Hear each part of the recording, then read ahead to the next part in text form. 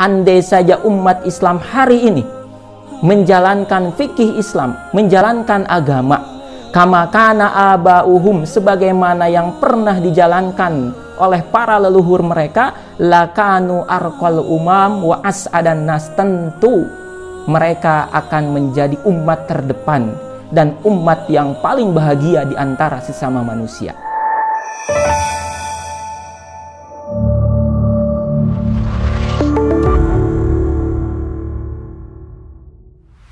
Bismillahirrahmanirrahim. Assalamualaikum warahmatullahi wabarakatuh. Alhamdulillahi rabbil alamin. Wassalatu wassalamu ala ashrafil anbiya'i wal mursalin, Sayyidina Muhammadin wa ala alihi wa sahbihi ajmain. Amma ba'du, faqad qala ta'ala fil Qur'anil karim wa huwa asdaqul qailin. A'udzu billahi minasyaitonir rajim. Ya ayyuhalladzina amanu taqullaha haqqa tuqatih wa la tamutunna illa wa antum muslimun. Ikhwan fillah rahimakumullah. Pemirsa dimanapun Anda berada, puji dan syukur marilah kita panjatkan kehadirat Allah subhanahu wa ta'ala atas limpahan nikmat dan karunia-Nya. Alhamdulillah, pada kesempatan kali ini kita bisa kembali melaksanakan satu aktivitas yang mudah-mudahan dicatat oleh Allah subhanahu wa ta'ala sebagai sebuah amal solih, sebagai satu sarana bagi kita untuk meningkatkan keimanan dan ketakwaan kepada Allah subhanahu wa ta'ala. Salawat serta salam semoga terlimpah curah kepada junjunan alam Habibana wa Nabiyana Muhammad sallallahu alaihi wasallam, pada keluarganya, para sahabatnya, juga kepada semua umatnya, minal masyriq ilal maghrib, yang senantiasa istiqomah menjadikan Islam sebagai satu-satunya pedoman, sebagai satu-satunya rujukan dalam menjalani kehidupan di dunia ini. Mudah-mudahan kita termasuk di dalamnya. Ikhwan fillah rahimakumullah. Pada kesempatan kali ini kita akan coba menelaah dua hal berkenaan dengan fikih Islam atau syariah Islam secara umum. Yang pertama adalah terkait syumuliyatul Islam, syumuliyatu fikhil Islam, kesempurnaan komprehensivitas fikih Islam. Sebagaimana disampaikan bahwa Allah subhanahu wa ta'ala menurunkan Islam ini sebagai sebuah aturan yang mengatur segenap aspek kehidupan, dari A sampai Z, dari berbagai macam sudut, dari berbagai macam bidang. Maka ini pun yang diperhatikan oleh para fuqaha, oleh para mujtahid, di mana mereka merumuskan hukum-hukum fikih itu untuk menjawab, untuk memberikan solusi atas problematika kehidupan yang ada. Makanya kita yakin betul ketika Allah subhanahu wa ta'ala berfirman di dalam Al-Quran, A'udzubillahi minasyaitonir rajim, wa nazzalna 'alaikal kitaba tibyanan likulli syai'. Kata Allah subhanahu wa ta'ala, kami menurunkan Alkitab, menurunkan Al-Quran ini tibyanan likulli syai', untuk memberi penjelasan terkait segala sesuatu. Artinya apa? Ini yang harus kita yakini, bahwa apapun problematika kehidupan di tengah-tengah kita, maka kalau kita merujuk kepada sumber-sumber hukum Islam, tentu ada jawabannya. Makanya para ulama kemudian mengatakan bahwa di setiap zaman itu senantiasa harus ada kalangan yang memiliki kapasitas untuk menggali hukum dari sumbernya. Ini yang dikenal dengan mujtahid. Wajib adanya para mujtahid ini di setiap zaman, fardu kifayah. Dalam rangka apa? Dalam rangka memberikan jawaban atas problematika kehidupan yang ada. Maka dalam literatur fikih kita senantiasa menemukan jawaban-jawaban, hasil istinbat, penggalian hukum oleh para mujtahid atas problematika kehidupan yang ada, digali dari sumber-sumber hukum Islam. Kemudian yang kedua, mura'atul fikhil Islam al-yusra wa raf'al haraj. Fikih Islam juga memiliki karakteristik memperhatikan sisi kemudahan dan mengangkat kesukaran. Ini juga sesuai dengan karakteristik Islam itu sendiri, bahwa Islam itu adalah agama yang mudah, Sebagaimana sabda Rasulullah Shallallahu Alaihi Wasallam, Innad dina yusran, sesungguhnya agama ini mudah. Dan juga firman Allah Subhanahu Wa Taala, Wa ma ja'ala alaikum fid dini min haraj.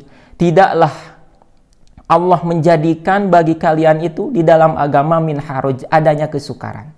Nah, artinya apa? Ikhwan fillah rahimakumullah, bahwa para ulama, para fuqaha, para mujtahid menggali hukum dari sumber-sumber hukum Islam untuk memberikan jawaban, memberikan solusi atas problematika kehidupan pun senantiasa memperhatikan sisi ini, bahwa Islam itu adalah agama yang mudah, tidak ada kesukaran di dalamnya.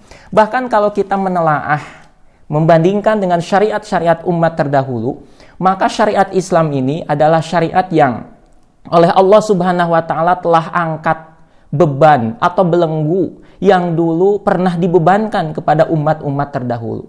Misalkan kalau kita merenungi apa yang Allah Subhanahu wa Ta'ala taklifkan, bebankan kepada Bani Israel terkait dengan mensucikan bagian yang terkena najis. Maka bagi kalangan Bani Israel, syariat bagi mereka ada yang dinamakan qat'u maudi'in najasah, memotong bagian sesuatu, baik itu pakaian, anggota tubuh, tempat yang terkena najis. Ini tidak disyariatkan kepada kita. Oleh Allah Subhanahu wa Ta'ala diangkat beban-beban berat seperti ini. Di dalam khasanah fikih Islam kita mengenal ya babut taharah, bab bersuci. Misalkan kalau satu tempat terkena najis, maka bagi umat Rasulullah Shallallahu Alaihi Wasallam itu tidak mesti kemudian tempatnya dibuang, atau satu bagian badan harus dipotong. Cukup dengan bijari ilmai, dengan mengucurkan air saja kalau itu najisnya adalah najis mutawasitoh misalkan. Nah, ini adalah salah satu contoh bahwa Allah Subhanahu wa Ta'ala telah mengangkat beban berat ya yang dulu ditaklifkan kepada umat-umat terdahulu, kepada Bani Israel misalkan. Atau contoh yang lain terkait dengan bagaimana berinteraksi, bagaimana memperlakukan wanita yang sedang haid. Ya, bagaimana Allah Subhanahu wa Ta'ala memberikan syariat kepada kaum Bani Israel. Mereka disyariatkan adamu mu'akalatil haidi, tidak mengajak makan, tidak berinteraksi, mengisolasi perempuan mereka yang sedang datang bulan, sedang haid, ditempatkan di tempat terpencil, di tempat terpisah.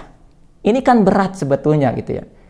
Nah, makanya Allah Subhanahu wa Ta'ala dalam syariat ini, para ulama kemudian juga menggali bagaimana Allah Subhanahu wa Ta'ala memberikan panduan, memposisikan wanita haid itu tidak seperti itu ya. Isna'u kulla syai'in illan nikah. Ya, syariat kita, syariat Kangjeng Rasulullah Shallallahu Alaihi Wasallam yang juga digali oleh para ulama, isna'u kulla syai'in illa nikah, boleh melakukan apapun ya, memposisikan wanita yang sedang haid itu kecuali apa? Kecuali istimta bima baina surrah war rukbah, bersenang-senang ya untuk perkara antara lutut dan pusar. Ini yang tidak boleh dilakukan kepada wanita yang sedang haid. Lebih ringan dibandingkan dengan apa yang dilakukan oleh Bani Israel. Kemudian yang berikutnya, contoh yang lain, bagaimana syariat Rasulullah Shallallahu Alaihi Wasallam ini lebih ringan, telah mengukur kadar kemampuan umat akhir zaman ini, berkenaan misalkan dengan ta'yinul qisas fil amadi wal khata'. Untuk kaum Bani Israel, kalau pembunuhan maka tidak ada hukum lain, tidak ada balasan lain kecuali dibunuh lagi. Ini yang tidak seperti itu untuk umat Rasulullah Shallallahu Alaihi Wasallam. Para ulama ahli fikih kemudian menentukan bahwa selain kisos ya, selain kalau ada pembunuh dibunuh lagi, di syariat umat Rasulullah Shallallahu Alaihi Wasallam ada juga yang dinamakan diyat ya, mengganti dengan tebusan tertentu ya, yang tentunya ini lebih ringan dibandingkan harus dibunuh. Ikhwan fillah rahimakumullah, ini beberapa contoh bahwa mura'atul fikhi al-yusra. Jadi sisi fikih memperhatikan kemudahan. Para ulama, para mujtahid ketika menggali hukum-hukum Islam itu juga memperhatikan spirit dari Islam itu sendiri, karakteristik dari Islam itu sendiri sebagai agama yang yusrut, sebagai agama yang mudah. Juga firman Allah Subhanahu wa taala yang menjadi prinsip bagi kita, la yukallifullahu nafsan illa wus'aha. Tidaklah Allah Subhanahu wa taala membebani seseorang kecuali sesuai dengan kadarnya. Maksudnya adalah bahwa syariat Allah Subhanahu wa taala yang diturunkan ke muka bumi ini disampaikan oleh Rasulullah Shallallahu alaihi wasallam itu telah diukur kadarnya oleh Zat yang Maha mengetahui supaya sesuai dengan kadar umat Rasulullah Shallallahu alaihi wasallam. Contoh yang lain berkenaan dengan amsilatu ala yusril Islam. Contoh mudahnya Islam itu adalah kalau berkenaan dengan sholat misalkan. Ketika seseorang tidak mampu mengerjakan sholat dengan berdiri, maka as-salatu qa'idan liman yasyukku alaihil qiyam. Boleh mengerjakan sholat sambil duduk bagi mereka yang memang berat, ya, bagi mereka yang memiliki uzur untuk sholat sambil berdiri. Ini juga bentuk kemudahan di dalam Islam yang telah dirumuskan oleh para ulama fikih, oleh para mujtahid. Ikhwan fillah rahimakumullah, inilah dua hal kalau kita mencermati menelaah fikih. Tidak lepas dari yang pertama adalah fikih itu membahas A sampai Z, membahas interaksi manusia baik dengan Allah Subhanahu wa taala, dengan dirinya sendiri ataupun dengan sesamanya. Artinya Islam kafah, Islam yang totalitas itu telah dirumuskan oleh para ulama. Dalam literatur fikih kita bisa menjumpai sisi praktis bagaimana Islam mengatur kehidupan manusia itu dirumuskan oleh para fuqaha, oleh para mujtahid. Kemudian yang kedua terkait memperhatikan aspek kemudahan dan tidak ada kesukaran di dalam Islam ini. Itu pun yang diperhatikan oleh para ulama ahli fikih ketika merumuskan rumusan fikih. Ya, Ikhwan fillah rahimakumullah, itulah beberapa hal yang perlu kita perhatikan. Ala kulli hal, bahwa kalau kita mempelajari fikih atau mempelajari Islam secara keseluruhan, maka kita akan mendapati cakrawala hasanah Islam itu sungguh sangat luas sekali. Namun yang perlu menjadi catatan bagi kita para tulabatul ilmi, para pencari ilmu ataupun para ulama adalah apa yang dikatakan oleh Ibnu Mas'ud radhiyallahu an. Beliau mengatakan bahwa laisal ilmu bikasratir riwayah walakinnal ilmu al-khasyah. Ilmu itu bukan banyaknya riwayah, tetapi ilmu itu adalah al-khasyah, rasa takut kepada Allah Subhanahu wa taala. Karena kalau banyaknya riwayah itu menandakan baiknya pikiran dia, kuatnya hafalan dia. Bisa menyebutkan ini, bisa menyebutkan itu, bisa menyebutkan hukum ini, bisa menyebutkan hukum itu. Namun kalau al-khasyah urusannya adalah dengan hati. Apakah dengan seiring bertambahnya ilmu, ia semakin takut kepada Allah Subhanahu wa ta'ala, atau justru sebaliknya? Kalau sebaliknya, boleh jadi dia adalah petualang ilmu saja. Dia mencari ilmu bukan untuk diterapkan, karena sejatinya para ulama, generasi salafus saleh, mencari ilmu itu dalam rangka spiritnya adalah ar-ri'ayah, dalam rangka mengatur, mengurus kehidupan ini. Para mujtahid, para fuqaha menggali hukum dari sumber-sumber hukum Islam itu, spiritnya adalah dalam rangka ri'ayatun nas, dalam rangka meriayah, mengatur, mengurus urusan umat ini, urusan manusia, supaya sesuai dengan apa yang diridhoi oleh Allah Subhanahu wa ta'ala. Bukan hanya sekedar pemuas intelektual.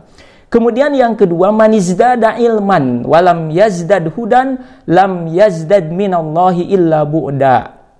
Barang siapa yang bertambah ilmunya, namun tidak menyebabkan bertambah dia mendapatkan petunjuk, walam yazdad minallahi bu'da, bukan malah menambah kedekatan kepada Allah, justru semakin bertambah ilmu, namun ilmunya tidak membuat dia mendapatkan petunjuk untuk mengarungi kehidupan ini, malah membuat dia semakin jauh dari Allah Subhanahu wa ta'ala. Na'udzubillah summa na'udzubillah. Ikhwan fillah rahimakumullah, demikianlah fikih. Kalau kita mempelajari fikih, spiritnya adalah bagaimana Islam bisa mengatur kehidupan kita dari A sampai Z. Baik itu urusan kita dengan Allah Subhanahu wa ta'ala, urusan kita dengan diri sendiri, urusan kita dengan sesama makhluk. Ini yang harusnya menjadi spirit bagi kita, terutama bagi umat Islam secara keseluruhan.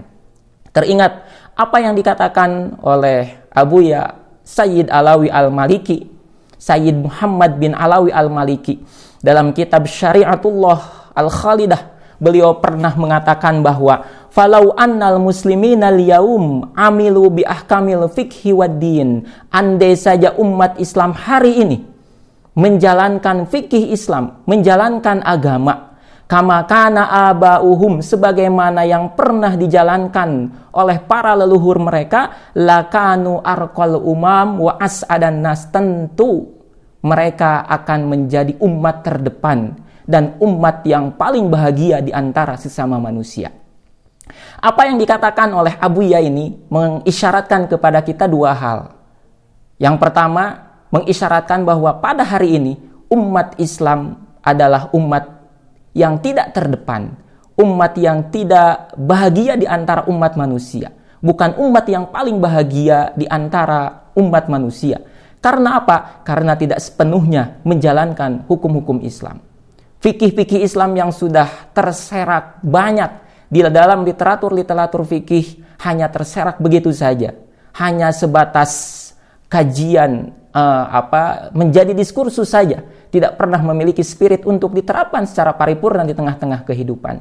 Maka yang kedua, syarat yang disebutkan oleh Abuya di dalam kitab Syariah Al-Khalidah ini adalah falau annal muslimin al-yaum amilu bi ahkamil fikhi wad din, andai saja kaum muslimin hari ini menjalankan fikih Islam, menjalankan agama, maka niscaya akan menjadi arqal umam wa as'adan nas, akan menjadi umat yang terdepan dan umat paling bahagia di tengah-tengah manusia yang ada di muka bumi ini.